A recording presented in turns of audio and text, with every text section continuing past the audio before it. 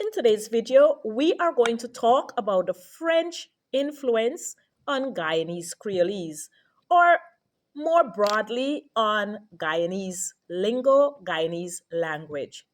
Now, the French occupied Guyana in the 17th century. They abandoned the territory in 1652.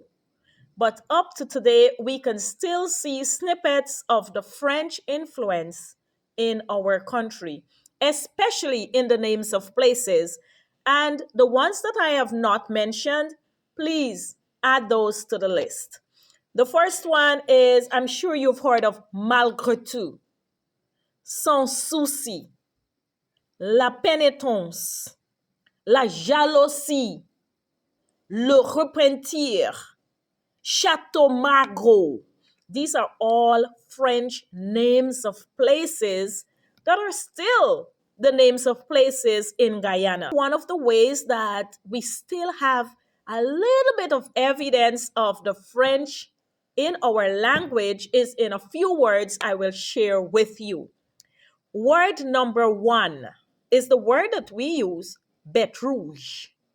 We don't say bête rouge, but the word bête rouge is actually from the French word bête rouge, which means red bug. Okay? So that's a French word, bête rouge, bête rouge. Now, some of you will know bête rouge as grass louse, but it's the same thing. It's a red bug. Thus, the French word bête rouge and our Guyanese Creolese word bête rouge. Word number two is countryman. You ever hear somebody say, oh gosh, look, she coming with all she countryman. The word countryman is actually from the French word accoutrement, which means your stuff and your equipment and everything else. All right. Word number three is crapaud. The word crapaud in French means toad. And I think this word has really maintained its meaning in French. It's like the same thing. Crapaud, when you say a crapaud, that is a toad. That's the word for toad in French.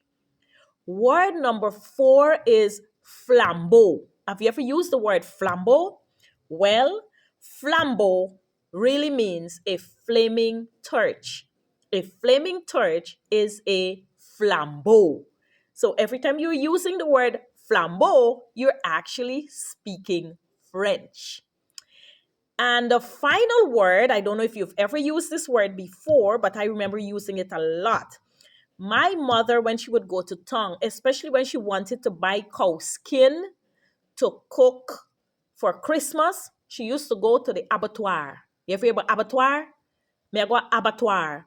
Abattoir is the French word for slaughterhouse. Yes, and there you have it. Words that have withstood the test of time, that we still use today, that came from the French.